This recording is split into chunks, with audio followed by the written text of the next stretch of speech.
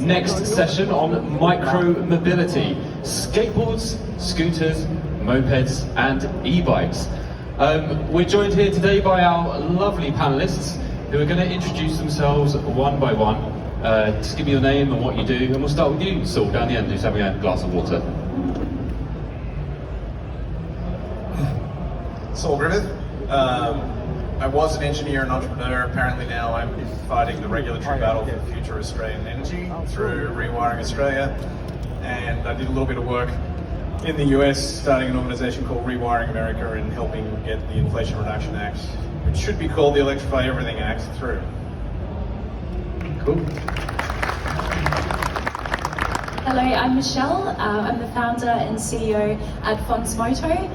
We're established in 2010 and we have more electric motorbikes and road scooters on the road than any other company, I think, combined. Hello, my name is Jack Scala. I'm the head of automotive content at Fully Charged Show. You've maybe seen me zooming around in silly electric cars on the channel, but what you might not know is that I'm absolutely passionate about micro-mobility. As a lifelong Londoner, it's something very close to my heart. I regularly zoom around East London on my very fast, very scary electric skateboard, and I'm really excited to talk to you today.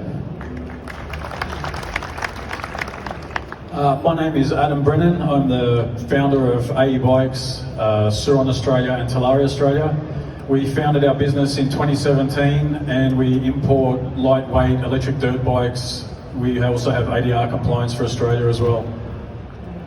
Thank you. So, I mean, let's be honest, in most of our cities across the world, four wheels is king. The car, you know, most of the content we do is cars on Fully Charged. But do you think there's a future in Australia for micro-mobility? And one thing I noticed, you've all sent me some like briefing notes before our conversation today, and there's one word which comes up all the time. It's the L word, and it's not the L word you're thinking. It's another L word, I'll bring it up later. It's legislation. So legislation is obviously a big issue in Australia. So Michelle, do you want to start off by just telling us what's going on? Why is it so difficult? Yeah, I'd say in Australia we've obviously been a little bit slow to the uptake and we're just starting to see a little bit of a switch. In countries that have been the most successful with the uptake of electric vehicles have obviously had strong incentivization from government. We've started lobbying, and last year we had some success in New South Wales and we got the stamp duty removed for electric mopeds because they skipped us out of that. So we're getting some small wins, but you know, they just announced the fringe benefit tax for electric vehicles, and they specifically said not electric mopeds, scooters or motorcycles. For what reason? I don't know, tell me. Yeah, great. So I think, Jack, you mentioned that you buzz around London on, what is it, electric skateboard. So what are some of your favourite modes of micro-mobility? You've obviously tested a lot over the years. I've tested and ridden a bunch of different stuff, and I really enjoy the skateboards. There's something called a one wheel, which is basically the most fun way to die imaginable. It's like a self-balancing one-wheeled thingy. Electric unicycles, also very silly, also lots of fun.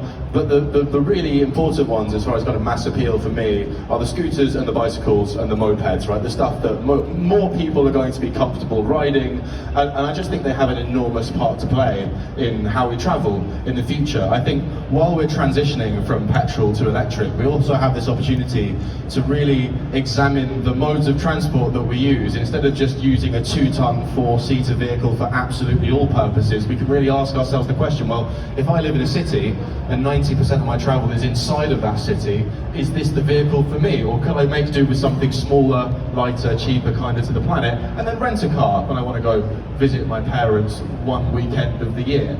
And a big part of that is, of course, legislation. A lot of this technology is being choked before it's really able to flourish by inexplicably outdated and harsh restrictions. So I think it may be similar here, but electric bicycles, to give you an example, in the UK, are limited to a 250-watt motor, which is rubbish. Right? My skateboard's got 1,500 watts, for goodness sake, and that's too much, in fairness.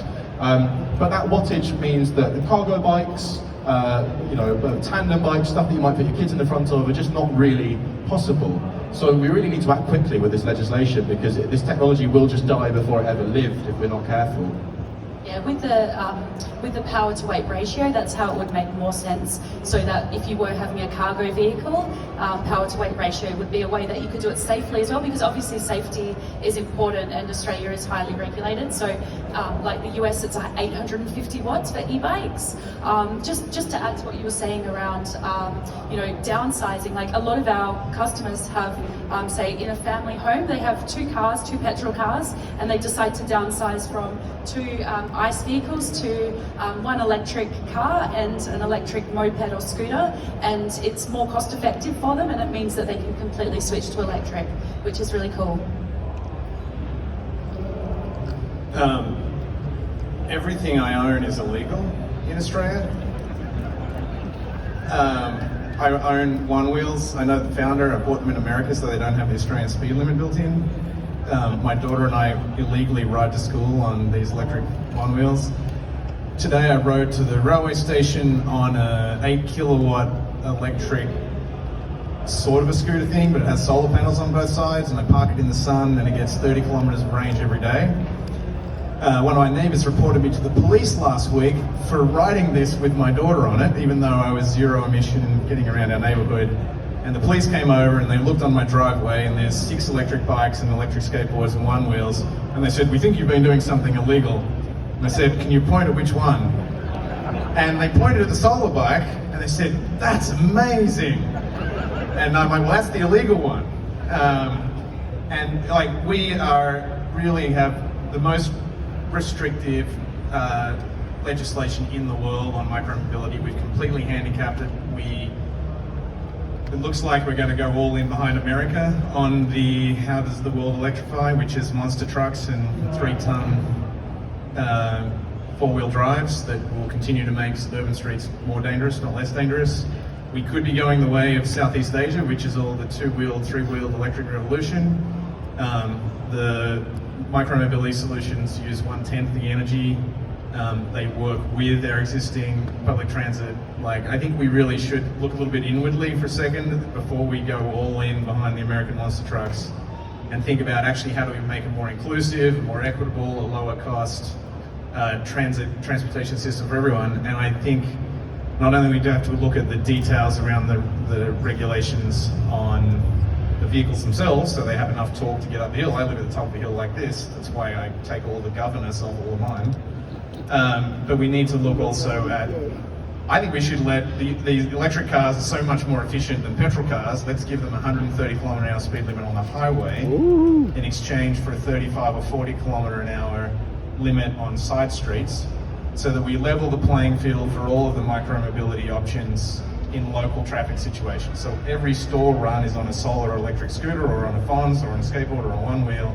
So you're buying your milk, you're dropping the kids off at school in these joyous, beautiful things, rather than, giant 2-ton trucks. Sorry, that was a rant. Very much appreciated. Also a legal rant, but we won't mention that. So it really sounds to me like it's more the education piece. You know, the people in government might need a bit more knowledge of what's going on, what e-mobility, micromobility is. And so do you think it's more about the education, or is it the legislation? Do you want to answer that? I'd like to elaborate on that. I think the legislation is always reactive instead of proactive, especially in Australia. They're always quick to jump on things after the fact, in particular scooters, electric bikes, all that sort of stuff. The products that we import follow the EU L1E category, where the 45k speed limit is implemented, and in Europe, as far as I know, you don't need a license to ride them as long as they're limited to 45 kilometers an hour. So I think that would also assist with the uptake of these products, because it cost me $50,000 to ADR compliance a bike that's already EU certified, which is just ridiculous. But it's something that I do because I'm passionate and I want to provide that service and these products to consumers and help electrify with enhancing micro-mobility and just making everything make more sense, instead of cars full of people just driving kids to school and stuff like that. If a 15-year-old in Europe can jump on one of our bikes and take himself to school, why can't they do it here? And if it's already certified, why can't it go out on Australian roads? We don't make that many vehicles here anymore. Why do we have our own rules? So the legislation thing needs better an understanding as to what's happening or what's potentially available and what direction we could take, as opposed to reacting later because someone got run over by an L scooter going too fast on a footpath, for example. I think we've all seen the episodes from Amsterdam, hopefully fully charged, but Amsterdam in general has been very inspiring in terms of micromobility, bikes, etc. And for me, one of the saddest things I see is in China, because they've gone from 10 million bikes in Beijing, that's the famous saying, to now 10 million SUVs in Beijing. And they clog up the roads. It's a real shame that they've gone in that direction. There's still a lot of e-bikes in China. There's about 300 million e-bikes on the road in various states of legality. Sometimes you need a helmet, sometimes you don't, sometimes you need a plate. It's very confusing. But we still have the cycling infrastructure in place in China that makes it actually quite a good experience. And I think, what do you think needs to change in Australia in the infrastructure to be maybe a bit more like Amsterdam? Jack, do you want to jump in? Yeah, absolutely. I think when we talk about legislation needing to change in order to facilitate this technology, that's true in one sense as far as actually legalizing it. But I think another quite simple way of helping this stuff blow up is by making it harder to drive a car in a city. People always, sort of naysayers of this technology will say, well, yeah, but you've got to like redesign the whole city from the ground up in order to have these, you've got these giant bike lanes everywhere. It's like, no, just have less cars. Actually, if you just clear up all the gigantic SUVs on the road, you've got quite a lot of room to play with. All of a sudden, you've got plenty of room for cyclists, and you can have big, wide pavements. And that's another advantage of this technology that I would really like to stress, is that when you have a city centre with no cars and just a lot of lovely little electric scooters and bicycles zooming about, the only people that are having a nicer time than the cyclists are pedestrians. You go to a city centre that has been decarred and it is revelatory. You don't even realise how unpleasant it is inhaling fumes and hearing diesel engines everywhere you go until you don't have to anymore. As a Londoner, that's the soundtrack to my existence, and I just thought that's how cities worked. And you go to somewhere like Oslo and you're like, oh, I feel safe and I'm not just like a little bit stressed all the time and I can breathe properly. So yeah, it's a long-winded answer just to say I think that getting rid of cars is a really great way of making cities friendlier for these technologies. They're looking in Victoria at the moment about a congestion tax for if you're going into the city, and I think that's fairly successful in London and other European markets, and I think we should be doing the same thing in Sydney as well. So I think Melbourne is a little bit more progressive with e-mobility and micro-mobility, but yeah, Sydney and New South Wales is pretty far behind. Just for a bit of perspective, I want to talk about what's at stake, and you're going to have to bear with me on this one. So, a couple of years ago, a group with the National Academy of Science added up all of the weight of all of the living things on Earth. And the total weight of all mammals, so that's all the whales, all the koalas, all the bears, is about 0.7 gigatons. If you add the water weight of those bodies, then all of the world's wild mammals weigh about 7 gigatons. There's 20 million Australian cars. If we electrify them all and have like Toyota Hiluxes and Ford Rangers that are electric, that'll be probably 60 gigatons. So our Australian car fleet alone will weigh 10 times more than all wild mammal life on Earth. So do I think that's better, all electric, all of that, than what we're doing today? Yes. Is this an opportunity to think that maybe we could do something better? Yes. Do you calculate that yourself? In my head, right then, just for you. I'd just like to quickly say that in the week I've been here, someone comparing something to the collective weight of koalas is the most Australian thing that I've heard. And so you also mentioned, I think, it was your son. You were riding, was your son? You were riding around? I think the police were called when it was with my daughter, but I also ride with my son. So how old is your daughter? 9. Okay. And so do you think this is kind of a gateway for, I'm going to say, the younger generation into changing what our cities will be like? Because We've all read the stats that... No, I know the question, but here's what's going to happen. Every 13-year-old and 14-year-old in the suburbs where I live in, postcode 2515, is currently riding around on a fat-tired, illegal electric bike. And they are the freest generation. They're unshackled from their parents. They've got smiles. They're not wearing helmets, and they're glorious. You know, saltwater drizzled hair is blowing in the wind behind them. And we are about 6 months from shutting all that joy down. This technology is expensive, right? Especially the cars. If we want to get the next generation excited about electric vehicles, then let's put them on some as quickly as possible while they're young. You show a 9-year-old an electric skateboard, they will have no interest in an internal combustion engine for as long as they live. And yeah, it does just make it easier to get around. Like if you're I ruined my children. We started by making a 60 horsepower electric go-kart. Does 0 to 100 in about 2.1 seconds. And so that's what my son's first car was. And now he's just like, why do we have to drive to school in that awful thing? Can't I take the go-kart? Like, we're just outlawing all of the fun. We are the biggest killjoy nation on the issue of micromobility. And I think we actually need to sell it on the fun. We are denying ourselves better, funner communities. Like, isn't it an abundant and beautiful world when your children are riding electric skateboards through forests on the way to school, rather than like all dodging, playing Frogger with like 4-lane freeways? There was a beautiful book that really captured this. It was about multi-generational mobility, and it talked about the great-grandfather who was set in Britain somewhere, and he was allowed to walk to the horizon in every direction. And then the grandfather's roaming space was, you can go to the river and you can go to here. The father's generation, it was cars were coming in and the streets were now filling up. It was like, you can go to the end of the street. And for this child's generation, it was like, you can go to the front yard. Like, we've imprisoned our children. You want to know why they're all addicted to video games? We won't let them have electric micromobility. I like that. So, I mean, there's obviously demand and, I think the market wants it, but where would you like to see Australia go in the next 3 to 5 years in terms of micromobility? What needs to change? What's your vision for 5 years from now? Who wants to start? Speed limits, not torque limits. So just like you can have a 1,000 horsepower car in Australia, but you have to drive at 110. Yet we have to have a 250 watt electric bike that can't carry the milk and a kid up a hill. Right? So we should have torque, or we have speed limits, so I'm fine with, let's choose 30 or preferably European 45. I think 40, 45 is about where it still feels safe-ish. And then I think you just allow the Cambrian explosion of these things. And then you try and buy back as many streets and street space as you can.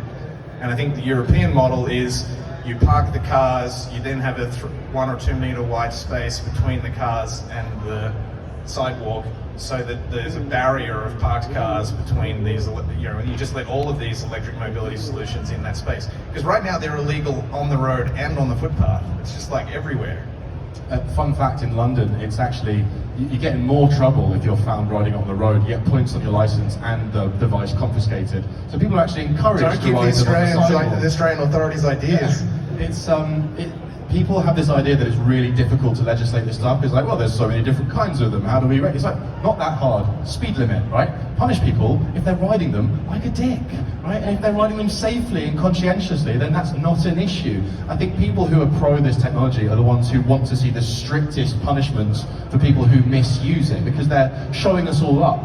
The problem we have in London is there's a real perception issue around electric scooters and the like, because you've got these kids blowing through red lights and zooming around on pavements. The reason they're doing that is because they're already illegal. They're already in trouble if they get pulled over by the police. So it's like, well, I might as well do stuff that's really illegal, right? And again, it's creating this perception problem. So legislating it, not that hard. Just punish people who are not abiding by the rules of the road. You can drive a 200-mile-an-hour Lamborghini down a residential street. Why can't you have a speedy scooter if you ride it properly?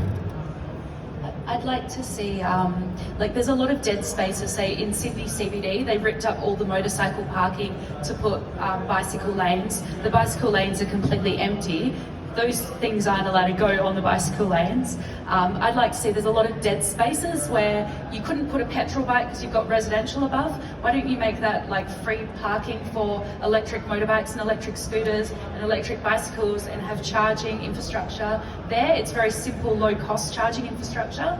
So I think that's a big opportunity. And also for like the challenge with what Adam and I do is, like, we get all of the sucky rules that cars have, all of the costs associated. If we park for too long in a parking space, I get the same fine as a bloody Range Rover. So what they need to do is, it needs to be relative to the size of the vehicle, and yeah, using up some of these dead spaces in a more creative way. That's what I'd like to see. I got one more ask. So I think we got to sell this on fun and like national vision. It's 15,000 kilometres to do we call it the Brit Lap, so the circumnavigation of Australia. If you had a 3-metre wide solar awning over a bicycle / scooter / moped / electric skateboard path all the way around Australia, it would produce 5% of all the energy we need and be this free covered infrastructure to ride around Australia on all of these electric things. Like, I think we need to be that ambitious as a nation. We've got to before we just go headlong down monster truck SUVs, let's open up the conversation and shoot for the moon. I love that. I think it's really ambitious. Let's start today. Let's start the movement for the Round Australia electric cornucopia. Let's do it. Yeah. I think there's some really quick wins that can happen. You know, not much needs to change for this potentially to explode in popularity. We're a bit conscious of time, but maybe a couple more questions around products. So, Jack, microcars, do they fit into this? Yeah, it's a slightly different discussion. They are at least legal in most places. Some of my favourite cars that I've covered on the channel are teeny little things. The category is L7 in Europe, which means basically it's like a motorised 4-wheeled vehicle with doors and a top speed of no more than 40 miles per hour, I think.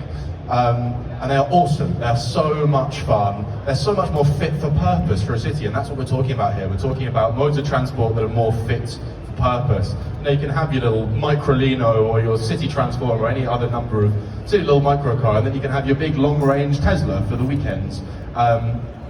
Again, there is a conversation around enabling them through legislation. So a problem that the microcars have in Europe is they don't fall under any of the categorizations that get government grants, which is to say that if you buy a gigantic €100,000 SUV that's electric, you get a government discount on that. You don't if you buy a small, efficient microcar. So once again, there's room for improvement as far as governments helping to accelerate this technology, but at least it's legal. I talked about this morning, another talk, so forgive me if you're hearing it again. Japan actually did something like this in the 1950s. Coming out of World War II, they were highly resource constrained, and they invented a new category, legislative category of vehicle called the K-car class, K-E-I. Actually, a lot of Suzukis have their heritage in these K-cars, like the Suzuki Swift and the little four-wheel drives. They had to be shorter than 3 meters, they had to have smaller than 600cc engine, actually starting out at 350cc, so they were tiny little things. Australia could absolutely go in with Japan and Southeast Asia on a new regulated category of vehicles called K-Class that can go on everything except highways, and that would be a way that we, build all of our vehicle infrastructure at 1/4 of the weight, 1/4 of the batteries, 1/4 of the cost. We could easily do something like that. It is about making the regulatory space for these new things to blossom, and the fight we're going to have to fight is that's always going to be us versus cars. So you've got to figure out, I think, what can we give to the car people to win some things that are not cars. And then just to give you another example that is pretty cool, there's a town called Peachtree in Georgia in the US that has its own golf cart network. You have to park your car at the edge of the city. There's 100,000 registered golf carts, all electric, driving around, and apparently it's one of the happiest communities in all of the US. So those golf carts are spiritually like your Renault Twizzys and the microcars, and like these K-cars. we could do that. That would also be a way to make a protected Australian car industry because we have our own regulations. This would be, I know that you'd be manufacturing 3 models in about 6 weeks if we did something like this. Like, you know, I think we're going to get what we regulate, and we need to be more creative on our regulations. Yep. So unfortunately, I'm going to stop asking questions now, and I'm going to hand it over to the audience for whoever wants to ask some questions. And I'm going to throw this at someone. You want to ask a question? Right, hold it very close to your mouth. Thank you. Okay. Guys, yeah, you mentioned earlier about the wattage levels of the mobility scooters. I'm led to believe that's actually due to, like, 250 watts is actually a power of one person. 800 watts, 746 watts is 1 horsepower. And there's actually old legislation about horsepower, because we used to be able to ride horses on the road. In fact, we still can in certain parts of Australia and America. And the Americans certainly like to prove that point now and then. You see them on YouTube doing it. So my point is, two points. One, can we look at that old legislation, see if it works for us so we can push that 800 watt level or 746 watt?